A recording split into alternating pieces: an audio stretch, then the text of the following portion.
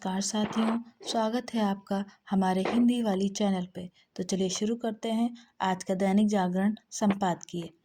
विविधता में एकता का उत्सव। कुछ दिन पहले ही मुझे सोमनाथ की पवित्र भूमि पर सोमनाथ स्वाभिमान पर्व में हिस्सा लेने का सुअवसर मिला। इस पर्व को हम वर्ष 10,026 में सोमनाथ पर हुए हमले आक्रमण के 1000 साल पूरे होने पर मना रहे हैं। इस क्षण का साक्षी बनने के लिए देश के कोने कोने से लोग सोमनाथ पहुंचे। यह इसका प्रमाण है कि भारत के लोग जहां अपने इतिहास और संस्कृति के साथ गहराई से जुड़े हैं, वहीं कभी हार न मानने वाला साहस भी उनके जीवन की एक बड़ी विशेषता है। यही भावना उन्हें एक साथ जोड़ती भी है। इस कार्यक्रम के दौरान मेरी मुलाकात कुछ ऐसे लोगों से भी हुई जो सौराष्ट्र तमिल संगमम के दौरान सोमनाथ आए थे और काशी तमिल संगमम में के समय काशी भी गए थे। ऐसे मंचों को लेकर उनके सकारात्मक सोच ने मुझे बहुत प्रभावित किया। मन की बात के एक एपिसोड के दौरान मैंने कहा था कि अपने जीवन में तमिल भाषा ना सीख पाने का मुझे बहुत दुख है। यह हमारा सौभाग्य है कि बीते कुछ वर्षों से हमारी सरकार तमिल संस्कृति को देश में और लोकप्रिय बनाने में निरंतर जुटी हुई है। हमारी संस्कृति में संगम का बहुत महत्व है। इस पहलू से भी काशी तमिल संगम एक अनूठा प्रयास है। इसमें भारत की विविध परंपराओं के बीच अद्भुत सामंजस्य दिखता है। काशी तमिल संगम के आयोजन के लिए काशी सबसे उपयुक्त स्थान है। यह वही काशी है जो अनादिकाल से हमारी सभ्यता की धुरी बनी हुई है। यहाँ हजारों वर्षों से लोग ज्ञान, जीवन के अर्थ और मोक्ष की खोज में आते रहे हैं। काशी का तमिल समाज और संस्कृति से अत्यंत गहरा नाता रहा है। काशी बाबा विश्वनाथ की नगरी है, तो तमिलनाडु में रामेश्वरम तीर्थ है। तमिलनाडु की तेनकासी को दक्षिण की काशी या दक्षिण काशी कहा जाता है। पूज्य कुमार गुरु परार स्वामी जी ने अपनी विद्वता और अध्यात्म परंपरा से काशी और तमिलनाडु के बीच सशक्त और स्थायी संबंध स्थापित किया था। तमिलनाडु के महान सपूत महाकवि सुब्रमण्यम भारती जी को भी काशी में बौद्धिक विकास और आध्यात्मिक जागरण का अद्भुत अवसर दिखा। यही उनका राष्ट्रवाद और प्रबल हुआ। उनकी कविताओं को एक नई धार और स्वतंत्र एवं अखंड भारत की उनकी संकल्पना को एक स्पष्ट दिशा मिली। ऐसे अनेक उदाहरण काशी और तमिलनाडु के बीच गहरे आत्मीय संबंध को दर्शाते हैं। वर्ष 2022 में वाराणसी की धरती पर काशी तमिल संगम की शुरुआत हुई। तब तमिलनाडु से आए लेखकों, विद्यार्थियों, कलाकारों, विद्वानों, किसानों और अतिथियों ने काशी के साथ साथ प्रयागराज और अयोध्या के दर्शन भी किए थे। इसके बाद के आयोजनों में इस पहल को और विस्तार दिया गया। इसका उद्देश्य यह था कि संगम में समय समय पर नए विषय जोड़े जाएं। वर्ष 2023 के दूसरे आयोजन में टेक्नोलॉजी का बड़े पैमाने पर उपयोग किया गया ताकि भाषा इसमें बाधा न बने। तीसरे संस्करण में इंडियन नॉलेज सिस्टम पर विशेष फोकस रखा गया।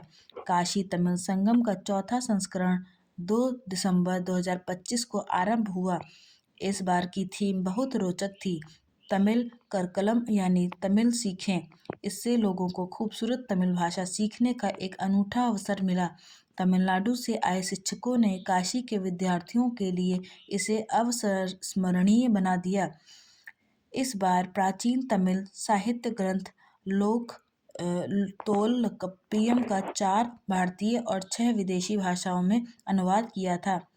तेनकासी से काशी पर पहुंची एक विशेष व्हीकल एक्सपेडिशन भी देखने को मिली। इसके अलावा काशी में स्वास्थ्य शिविरों और डिजिटल लिटरेसी कैंप के आयोजन के साथ ही कई और सराहनीय प्रयास भी किए गए। इस अभियान में सांस्कृतिक एकता के संदेश का प्रसार करने वाले पांड्य वंश के महान राजा वीर पराक्रमी पांडियन जी को श्रद्धांजलि अर्पित की गई। काशी तमिल संगम में इस बार जिस चीज ने मुझे सबसे अधिक प्रसन्नता दी वह है हमारे युवा साथियों का उत्साह। संगम के अलावा काशी की यात्रा भी यादगार बने इसके लिए विशेष प्रयास किए गए। भारतीय रेल ने लोगों को तमिलनाडु से उत्तर प्रदेश ले जाने के लिए विशेष ट्रेनें चलाईं। मैं काशी और उत्तर प्रदेश के अपने भाइयों और बहनों की सराहना करना चाहूँगा जिन्होंने काशी तमिल संगम को विशेष बनाने में अपना अद्भुत योगदान दिया है।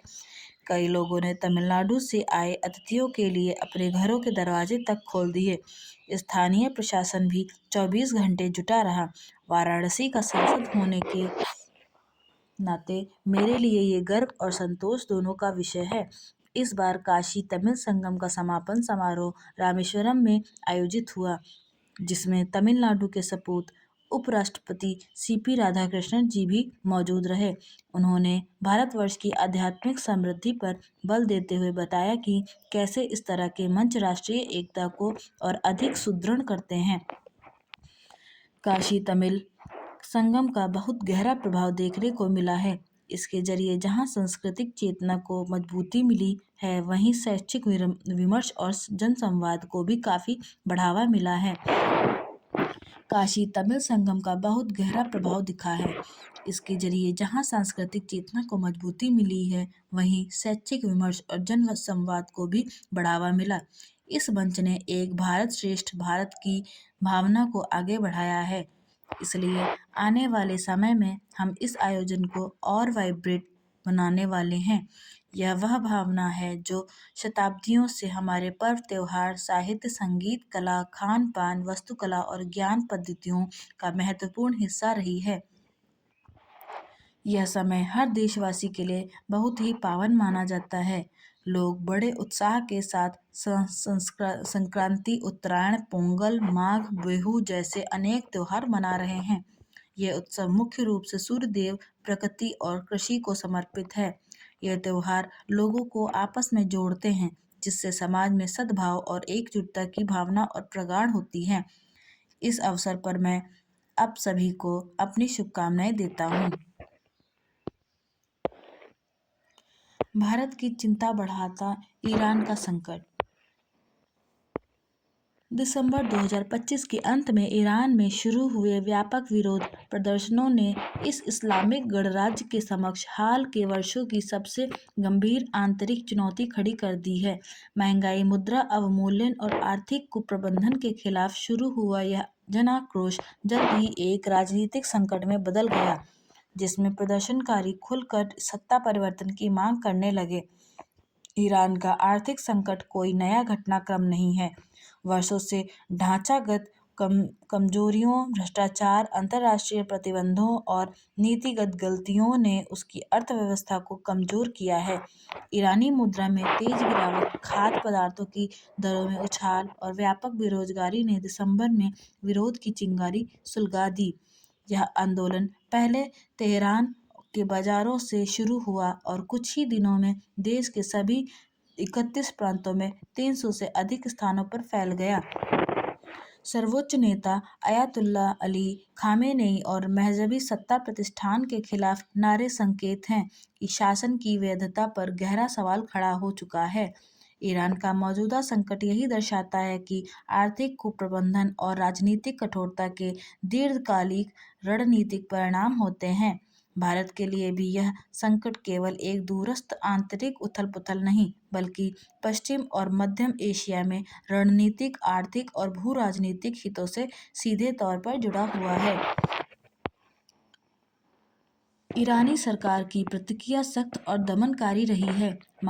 मानवाधिकार संगठनों के अनुसार सैकड़ों लोगों की मौत हुई है, जिनमें नाबालिग भी शामिल हैं। जहां राष्ट्रपति मसूद पेजेशिकियन ने संयम बरतने और हिंसा से बचने की अपील की है, वहीं न्यायपालिका, सुरक्षा तंत्र और सर्वोच्च नेतृत्व का रुख कहीं अधिक सख्त है। यह संकट से निपटने में शीर्ष नेतृत्व के स्तर पर असहमति को भी दर्शाता है। इंटरनेट ब्लैकआउट भी इसका संकेतक है कि सत्ता प्रतिष्ठान सड़क और सूचना दोनों पर नियंत्रण खोने से चिंतित है। ईरान में सरकार विरोधी प्रदर्शन अब केवल आर्थिक या राजनीतिक ही नहीं बल्कि प्रतीकात्मक और वैचारिक स्वरूप भी ले चुके हैं। कई स्थानों पर शाह के दौर का शेर और सूरज वाला झंडा लहराया गया और निर्वासित पूर्व युवराज रजा पहलवी की तस्वीरें दिखाई गई हैं। इन प्रतीकों का उभरना इस्लामिक रिपब्लिक की वैचारिक नींव को चुनौती देने का स्पष्ट संकेत है। अमेरिकी राष्ट्रपति डोनाल्ड ट्रंप ने चेतावनी दी है कि यदि शांतिपूर्ण प्रदर्शनकारियों को नुकसान पहुंचाया गया तो ईरान को गंभीर परिणाम भुगतने होंगे। यूरोपीय देशों, ऑस्ट्रेलिया और कनाडा ने भी बल प्रयोग, मनमानी गिरफ्तारियों और इंटरनेट बंदी की निंदा की है। इसके जवाब में तेहरान ने अमेरिका और इजरायल पर विरोध भड़काने का आरोप लगाया है और समूचे घटनाक्रम को विदेशी साजिश बताया है। इस पूरे परिदृश्य ने भारत की चिंताएं बढ़ा दी हैं। ऐसी ही एक चिंता ट्रंप प्रशासन द्वारा ईरान के साथ व्यापार करने वाले देशों पर अतिरिक्त 25% टैरिफ से जुड़ी है।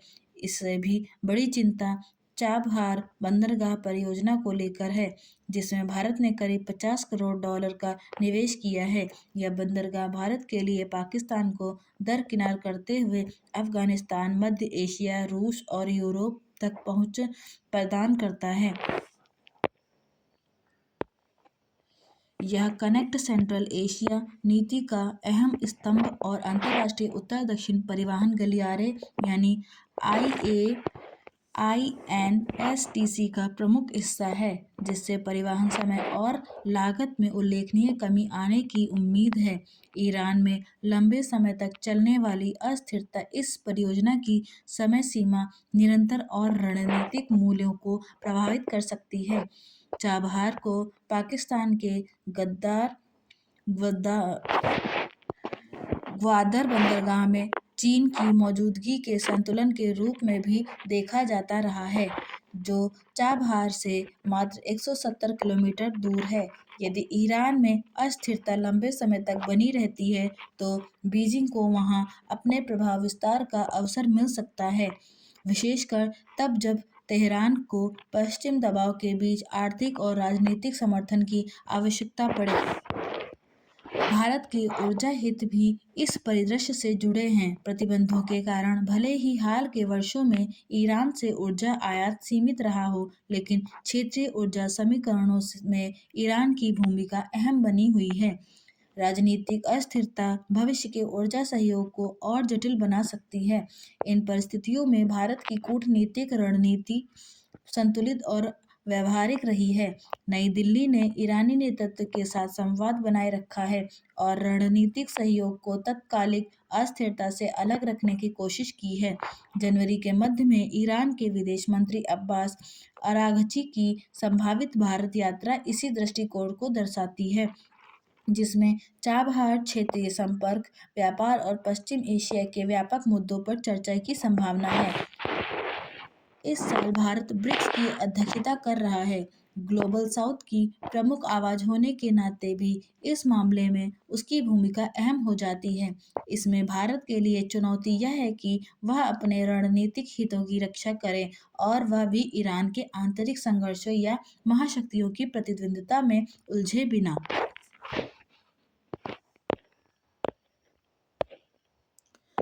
मनुष्य की ऊर्जा का आधार सूर्य।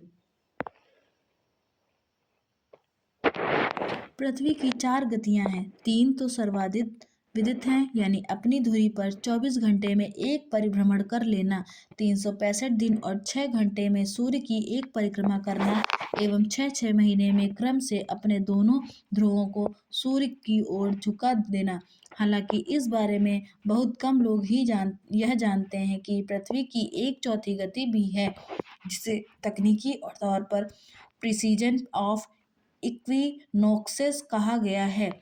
इसे बसंत संपात भी कहते हैं। इसमें पृथ्वी अपना धुरी केंद्र थोड़ा बदल देती है। यह घटना 25,827 वर्ष से घटित होती है। इसे भारत के हिंदुओं ने खोजा।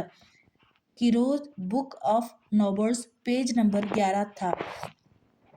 यहाँ हम बात करते हैं ऊपर संदर्भित तीसरी गति की जो सूर्य के क्रमशः मकर एवं कर्क राशि में प्रवेश करने पर होती है। मकर प्रवेश होने पर पृथ्वी का उत्तरी ध्रुव सूर्योन्मुख हो जाता है और कर्क प्रवेश पर दक्षिणी ध्रुव हम उत्तरी गोलार्ध में रहते हैं और मकर प्रवेश पर हमारे भूभाग को सूर्य से अधिक ताप और ऊर्जा मिलने लगती है। इसे हम मकर संक्रांति कहते हैं और विभिन्न नामों से त्योहार के रूप में मनाते हैं।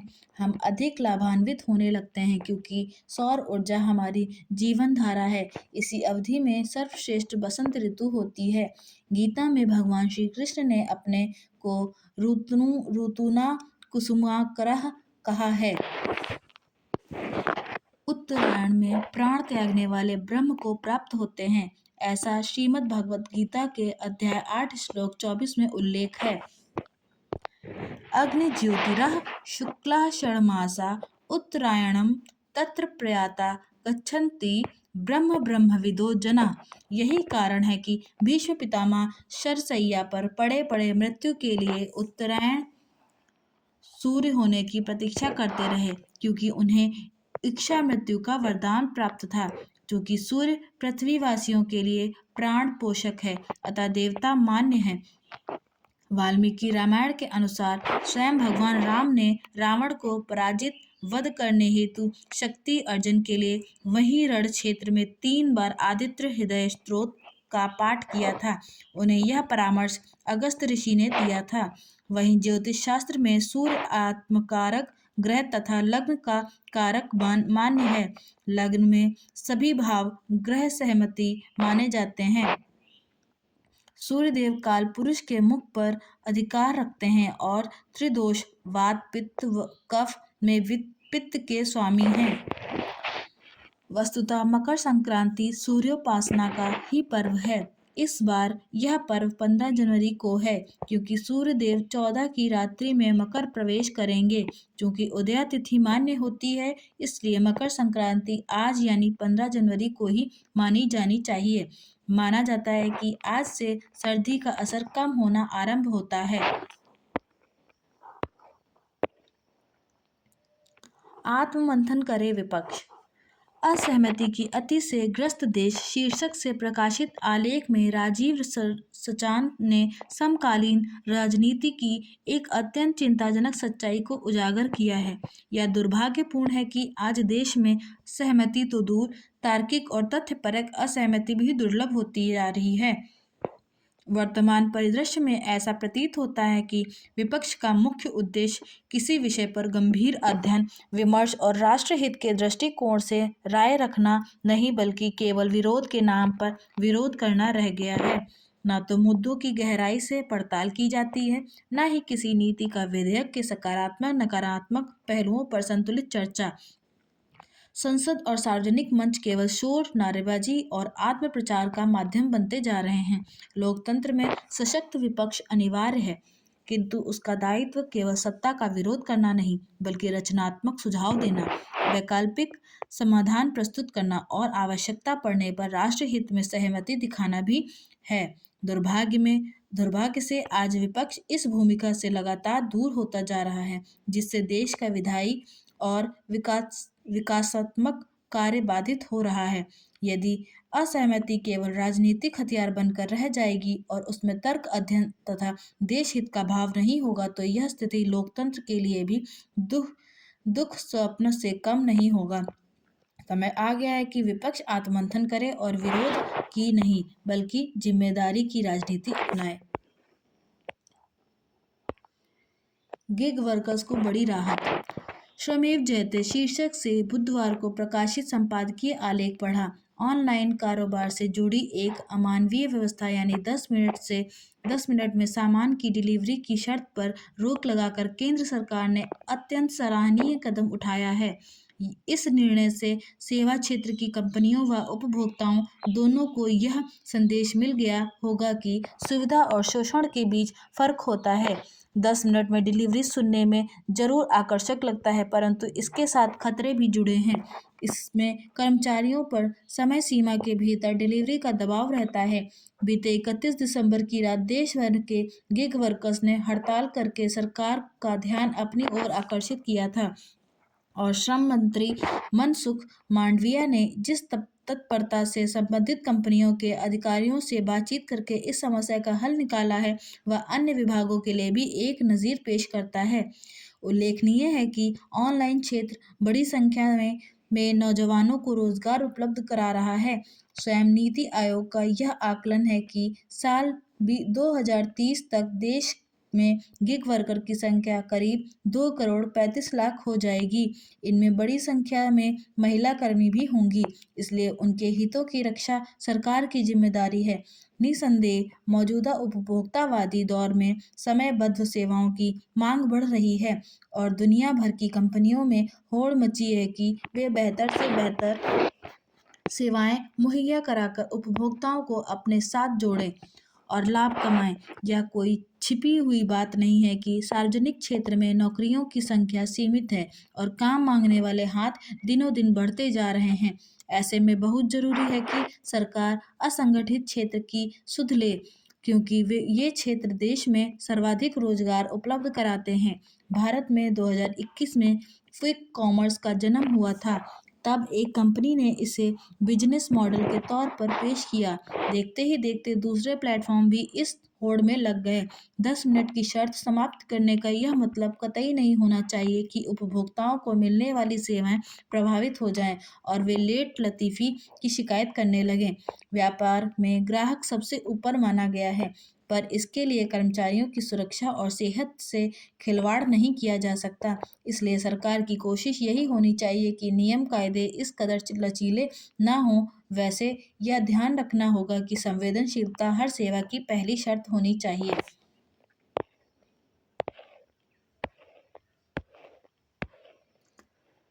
आफत बने आवारा कुत्ते। पशु कल्याण बोर्ड के इस आंकड़े से आवारा कुत्तों को लेकर सुप्रीम कोर्ट के आदेश निर्देश से असहमत लोगों की आंखें खुल जाएं तो अच्छा कि देश में प्रतिदिन करीब 10,000 लोगों को लावारिस कुत्ते काटते हैं। इस बोर्ड के आंकड़े यह भी बता रहे हैं कि कुत्तों का शिकार होने वाले लोगों की संख्या लगातार बढ़ रही है। 2022 में कुत्तों के काटने के करीब 22 लाख मामले दर्ज हुए थे। 2023 में यह संख्या लगभग 27.5 लाख रही और 2024 में 27 लाख से अधिक पहुंच गई। ये वे आंकड़े हैं जो रिपोर्ट होते हैं। कोई भी समझ सकता है कि ग्रामीण इलाकों और छोटे शहरों के न जाने कितने मामले तो रिपोर्ट ही नहीं होते। आवारा कुत्तों के कारण लोगों की जैसी परेशानियों का सामना करना पड़ रहा है, उसे देखते हुए सुप्रीम कोर्ट ने जो भी आदेश निर्देश दिए उन पर कड़ाई से पालन होना ही चाहिए। विडंबना यह है कि पशु प्रेमी लोगों को आवारा कुत्तों को नियंत्रित करने और उनकी आक्रामकता से लोगों को बचाने संबंधी सुप्रीम कोर्ट के आदेश निर्देश रास नहीं आ रहे हैं। वे आए दिन सुप्रीम कोर्ट में अपना पशु प्रेम प्रदर्शित करने के लिए खड़े हो जाते हैं और वहां कुतर्कों के साथ अव्यवहारिक सुझाव भी पेश करते हैं। वे जैसे संवेदनशीलता लावारिस कुत्तों के प्रति दिखाते हैं, वैसी मनुष्यों के प्रति दिखाने के लिए तैयार नहीं। आखिर यह कैसा पशु प्रेम है कि मनुष्य से अधिक आवारा कुत्तों की चिंता की जा रही है और अब भी और वह भी जब तब के आफत बन रहे हैं। निस्संदेह भारतीय संस्कृति प्राणी मात्र के कल्याण की बात करती है, लेकिन इसका यह अर्थ नहीं कि आवारा कुत्तों अथवा अन्य बेसहारा पशुओं को इतनी अधिक प्राथमिकता मिले कि मनुष्यों के समक्ष संकट पैदा हो जाए। पशु प्रेमी लोग आवारा कुत्तों के नियमन नियंत्रण का विरोध तो करते हैं, लेकिन उन्हें पालने अथवा उनकी देखभाल करने के लिए तैयार नहीं। उल्टे उन्हें सड़कों पर खाना खिलाने और उनका जहां तहां विचरण होने देने की स्वतंत्रता चाहते हैं। संकट केवल यह नहीं कि आवारा कुत्तों के काटने के मामले बढ़ रहे हैं, बल्कि यह भी है कि ऐसे कई मामले जानलेवा सिद्ध हो रहे हैं। हर दिन देश के किसी न किसी हिस्से से आवारा कुत्तों के शिकार लोगों की मौत के समाचार सामने आते हैं। गत दिवस ही फिरोजपुर में आवारा कुत्तों के हमले में एक युवक की मौत हो गई। ऐसी मौतों से किसी का भी हृदय द्रवित हो जाए, लेकिन कथित पशु प्रेमी आवारा कुत्तों को लेकर अपनी बेजा दलीलें छोड़ने को तैयार नहीं है। और वह भी तब जब इससे भली तरह परिचित हैं कि हमारे नगर निकाय उन पर लगाम लगाने में नाकाम हैं और विकसित देशों में आवारा पशुओं को नियंत्रित करने का काम कठोरता से होता है। स्वाद को सम्मान। खान पान आज भारत में सबसे तेजी से बढ़ने वाला उद्यम है। बदलती जीवन शैली, शहरीकरण और ऑनलाइन डिलीवरी ने इसकी राह आसान कर दी है। उत्तर प्रदेश में एक जिला एक उत्पाद ODOP in one district one product की सफलता से उत्साहित शासन अब इसी तर्ज पर एक जिला एक व्यंजन ODOC योजना को आगे बढ़ाने का इच्छुक है। यह कदम स्वागत योग्य है। जैसे ODOP योजना से उत्तर प्रदेश के हस्तशिल्पों को बैंक ऋण जैसी सुविधा और व्यापक बाजार मिला, वैसे ही अब क्षेत्र विशेष के पारंपरिक व्यंजनों के स्वाद को भी सम्मान मिलेगा।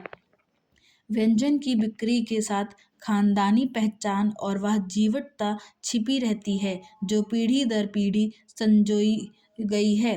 किसी जिले की इमरती या कहीं का पेठा अगर प्रसिद्ध के शिखर तक पहुंचा है तो स्थानीय कारीगरों की श्रम साधना ही उसका कारक है। निश्चय ही इस प्रयास से उत्तर प्रदेश का जायका दुनिया की थाली में और समृद्ध होगा।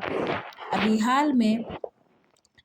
हाल में ही लखनऊ को यूनेस्को की ओर से खान पान की रचनात्मक नगरी घोषित किया गया है। व्यंजन के रोजगार में सामुदायिक भागीदारी सम्मान पाती है। घर के आंगन की कारीगरी से भी कारोबार की शुरुआत हो जाती है। जिस शहर के व्यंजन में विशिष्ट पहचान है, वहाँ पुराने नाम वाले दुकानों की श्रृंखला आपको दिख जाएगी। इस स्तर पर शासन को सचेत रहना होगा। खान पान की गुणवत्ता से ही प्रदेश को विशिष्ट स्थान मिलेगा। उम्मीद की जा सकती है कि सरकार का सहकार मिलने से अब व्यापार वृद्धि के नए द्वार खुलेंगे। उत्तर प्रदेश से सीख लेते हुए देश के अन्य राज्य भी इस दिशा में आगे बढ़ सकते हैं। इससे सभी को लाभ होगा। आशा करती हूँ कि आपको यह वीडियो बहुत पसंद आया होगा। So please like, share and subscribe करना ना भूलें। धन्यवाद।